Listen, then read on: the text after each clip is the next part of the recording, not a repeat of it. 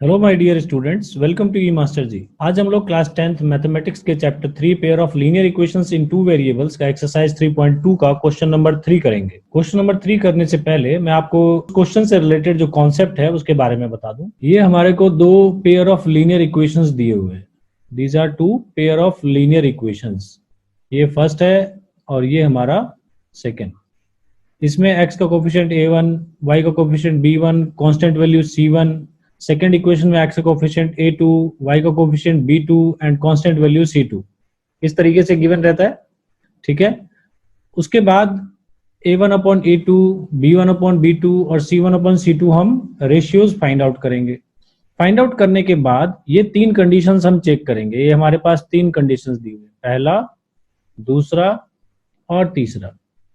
पहले केस में क्या है, a1 अपॉन a2 अगर b1 अपॉन b2 के इक्वल आ जाए तो वो क्या होगा, हमारा इंटरसेक्टिंग लाइंस होंगी। जैसा कि आप सबको पता है, इंटरसेक्टिंग लाइंस एक पॉइंट पे दोनों लाइनें टच करनी, मतलब इंटरसेक्ट करना।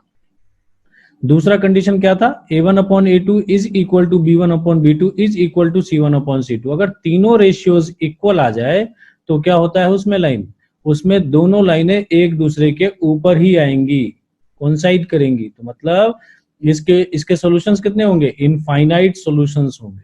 ठीक है। इसमें कितना था, यूनिक सॉल्यूशन था, एग्जैक्टली वन सॉल्यूशन। और थर्ड केस हमारा क्या है, a1 upon a2 is equal to b1 upon b2 but they both are not equal to c1 upon c2। ठीक है। जब ऐसा हो जाएगा तो क्या होगा, वो हमारा पैरेलल लाइंस देगा, दो बिल्कुल पैरेलल लाइंस जो कभी भी एक दूसरे को कहीं पे भी टच नहीं करेगी, इसलिए उसका कोई भी सॉल्यूशन पॉसिबल नहीं है।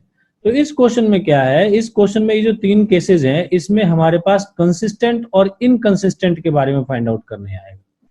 तो अगर ये दो केसेस बनते हैं तो देखिए, कंसिस्टेंट मतलब क्या हो गया, सॉल्यूशन का आना।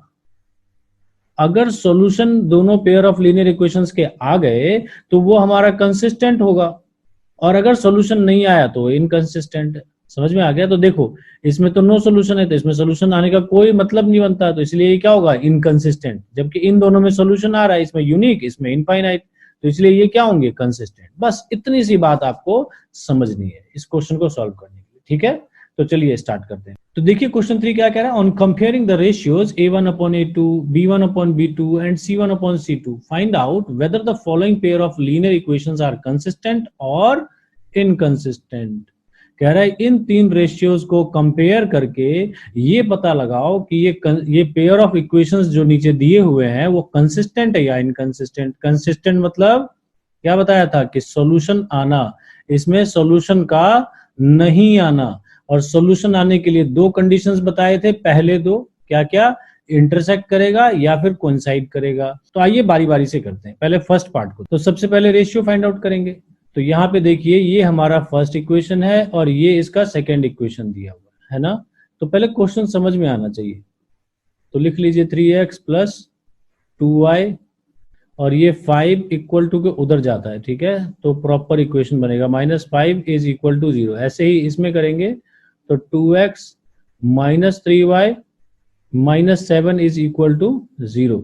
अब देखिए इसमें a1 कितना आ गया, 3, a2 कितना आ गया, 2, b1 हमारा 2 आ गया, b2 हमारा -3 है देखिए, एंड c1 हमारा -5 एंड c2 इज -7। ओके। अब ये निकालते हैं हम, a1 upon a2 is equal to 3 upon 2, b1 upon b2 is equal to 2 upon -3, c1 upon c2 is equal to -5 upon -7, minus से माइनस एलिमिनेट तो 5 अपॉन 7। तो देखिए क्या आ गया, a1 upon a2 is not equal to b1 upon b2। जब ये not equal आए तो c1 c2 को देखने की जरूरत ही नहीं है, इन दोनों में ही हमारा काम बन गया। मतलब ये क्या है, ये इंटरसेक्टिंग लाइंस है, इंटरसेक्टिंग लाइंस। और इंटरसेक्टिंग लाइंस का कितने सॉल्यूशन होते हैं, यूनिक सॉल्यूशन। तो इसीलिए क्या होगा, ये कंसिस्टेंट। तो इसीलिए पहला क्या हो गया हमारा, ये हमारा कंसिस्टेंट आ गया। ठीक है। ओके। चलिए सेकंड करते हैं। अब इसमें देखिए a1 कितना दिया हुआ है, 2, A2 कितना दिया हुआ है 4, B1 हमें दिया हुआ है -3, B2 हमें दिया हुआ है -6, C1 हमारा -8 एंड C2 हमारा -9। ठीक है, तो पहले हम A1 अपॉन में A2 निकालेंगे, तो विच इज 2/4, तो 2 1 जा 2, 2 2 जा 4, विच इज 1/2। ओके, उसके बाद B1 अपॉन B2 निकालेंगे, तो -3/-6, माइनस से माइनस एलिमिनेट, 3 1 जा 3, 3 2 जा 6, तो 1/2। फिर C1 अपॉन में C2 is equal to -8/-9, minus से माइनस एलिमिनेट, 8/9। यहाँ पे देखिए क्या केस बन रहा है, A1 अपॉन A2 तो B1 अपॉन B2 के बराबर आ गया, बट ये हमारा C1 अपॉन C2 के नहीं आया। ठीक है, तो जब ऐसा होगा तो ये क्या बताता है कि these two pair of linear equations are parallel lines, और इसीलिए कितना होगा इसका नो सॉल्यूशन होगा, और जब सॉल्यूशन नहीं होगा तो इसलिए क्या होगा, ये इनकंसिस्टेंट। किया था ना हमने डिस्कस। ओके, तो इस तरीके से करेंगे। चलिए आगे बढ़ते हैं। यहाँ पे आपको ये 3/2x plus 5/3y is equal to 7, और दूसरा दिया हुआ है 9x minus 10y is equal to 14। तो यहाँ अपॉन में दिया हुआ है तो इसको सॉल्व करने में थोड़ी सी प्रॉब्लम आ सकती है, तो इसको सिंप्लीफाई कर ले। 3 और 2 का एलसीएम 6, तो 2 3 जा 6, तो 3 3 जा ये 9x हो जाएगा, प्लस 3 2 जा 6, तो 5 2 जा ये 10y हो जाएगा, इज इक्वल टू 7। ठीक है, तो यहाँ पे क्या हो जाएगा, ये 9x plus 10y is equal to ये 6 उधर चला जाएगा, है ना, इसके नीचे कुछ नहीं है, तो ये क्रॉस मल्टीप्लाई करेंगे, तो इसको 1 से मल्टीप्लाई करेंगे तो सेम ही रहेगा, इसको मल्टीप्लाई करेंगे तो 6 7 जा 42, 6 7 42। ओके, एक ये इक्वेशन बन गई, और दूसरी इक्वेशन हमें ये गिवन है, तो इसको भी हम लिख लें, तो ये हमारा फर्स्ट हो गया, and this is our second equation. क्या है, 9x minus 10y is equal to 14। ठीक है, तो आइए इसको करते हैं, ये हमारा सेकेंड हो गया। तो देखिए हमें A1 कितना दिया हुआ है 9, A2 कितना दिया हुआ वो भी 9। ठीक है, B1 हमें 10 दिया हुआ है, बट B2 हमें -10 दे रखा है, बहुत ध्यान से देखना। ठीक है बच्चों, उसके बाद C1 देखिए 42, C2 आपको 14 दिया हुआ है, तो पहले हम निकालेंगे A1 upon A2 is equal to 9/9, 9 1 जा 9, 9 1 जा 9, तो 1 आ गया। B1 upon B2 is equal to 10/-10, 10 1 जा 10, 10 1 जा 10, बट माइनस लगा हुआ इसलिए -1 होगा ये।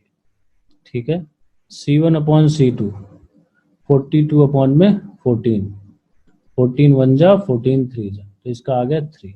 तो यहाँ पे देखो कोई भी इक्वल नहीं है, तो कोई भी इक्वल नहीं है तो सिर्फ पहले दो ही इक्वल नहीं है, तो थर्ड को देखने की जरूरत है ही नहीं, क्योंकि ये कंडीशन किसको देता है, इंटरसेक्टिंग लाइंस का। इंटरसेक्टिंग जो लाइंस होती हैं वो कितने सॉल्यूशन देती है, तो यूनिक सॉल्यूशन देती है, ओनली वन सॉल्यूशन देगी, तो इसीलिए क्या होगा, ये कंसिस्टेंट होगा। ओके बच्चों, ठीक है, चलिए आगे बढ़ते हैं। अब देखिए बच्चों फोर्थ पार्ट, तो यहाँ पे देखिए A1 हमारा 5 है, A2 -10, B1 हमारा -3, B2 हमारा 6, C1 -11, C2 22। ठीक है, अब निकालते हैं ratios. A1 upon A2 is equal to 5 upon में -10, 5 1 जा 5, 5 2 जा 10, तो ये हो जाएगा -1/2। Okay, B1 upon B2 is equal to -3/6, 3 1 जा 3, 3 2 जा 6, तो -1/2 ये आ गया। C1 अपॉन C2 -11/22, 11 1 जा 11 2 जा, ये भी आपका -1/2 आ गया। तो देखिए तीनों चीजें -1/2 की आ गई, तो इसलिए A1 अपॉन में A2 is equal to B1 upon B2 is equal to C1 upon C2, और ये क्या देती हैं, तो दोनों ये कोइंसिडेंट लाइंस होंगी। कोइंसिडेंट लाइंस क्या देती हैं, तो इनफाइनाइट सॉल्यूशंस। तो जब ये इनफाइनाइट सॉल्यूशन देंगी तो इसीलिए क्या बनाई गई है, ये आपका कंसिस्टेंट होगा। ठीक है, तो इस तरीके से करेंगे हम। चलिए आगे बढ़ते हैं। अब देखिए फिफ्थ पार्ट, इसमें देखिए पहले ये अपॉन में है तो पहले इसको एलसीएम लेके हम सॉल्व कर लें। तो यहाँ कुछ नहीं है तो 1 होगा, 3 और 1 का एलसीएम 3, 3 1 जा 3 तो 4 1 जा 4x प्लस 1 3 जा तो 3 2 जा 6y इज इक्वल टू 8 के नीचे कुछ नहीं है तो 1। पहले इसको सॉल्व कर ले हम। तो ये 4x plus 6y cross multiply करेंगे ना, और 8 3 जा 24। एक हो गया हमारा ये इक्वेशन। इसमें और इसको अच्छे से सिंप्लीफाई कर ले क्योंकि ये पूरा फॉर्म में बनाना है। 4x plus 6y minus 24 is equal to 0। Okay, ये हमारा हो गया फर्स्ट इक्वेशन। और सेकंड है हमारे पास 2x plus 3y and minus 12 is equal to 0। ठीक है, तो यहां पे हम ले लें a1 आ गया 4, a2 आ गया 2, b1 आ गया 6, b2 आ गया 3, c1 आ गया माइनस 24, c2 आ गया हमारा माइनस 2। ठीक है, तो यहां पे निकालते हैं। a1 upon a2 is equal to 4 upon 2, 2 1 जा 2, 2 2 जा 4 तो 2 आ गया। b1 अपॉन b2 ये क्या हो जाएगा हमारा 6 अपॉन 3, 3 1 जा 3, 3 2 जा 6 तो ये 2 आ गया। c1 अपॉन c2 क्या होगा माइनस 24 अपॉन में, तो माइनस से माइनस एलिमिनेट हो गया, 12 1 जा 12, 12 2 जा तो ये भी आ गया हमारा 2। तो देखो तीनों इक्वल आ गया। तो इसीलिए a1 upon a2 is equal to b1 upon b2 is equal to c1 upon c2। तो ये क्या देगी, तीनों लाइनें हमारी, तीनों रेशियोज क्या है हमारे इक्वल दिए हुए हैं। तीनों रेशियोज इक्वल होता है तो कोइंसिडेंट होती है ना, और इसीलिए इसके कितने होंगे सॉल्यूशंस, इनफाइनाइट सॉल्यूशंस देंगे, और इसीलिए क्या होगा कंसिस्टेंट। ठीक है बच्चों, तो इस तरीके से करेंगे इस क्वेश्चन को। तो मैं उम्मीद करता हूं बच्चों आप लोगों को ये क्वेश्चन आ गया होगा। नेक्स्ट वीडियो में अब हम बच्चों एक नए क्वेश्चन के साथ मिलेंगे। तब तक के लिए बच्चों thank you very much and take care of yourself and जय हिंद जय भारत।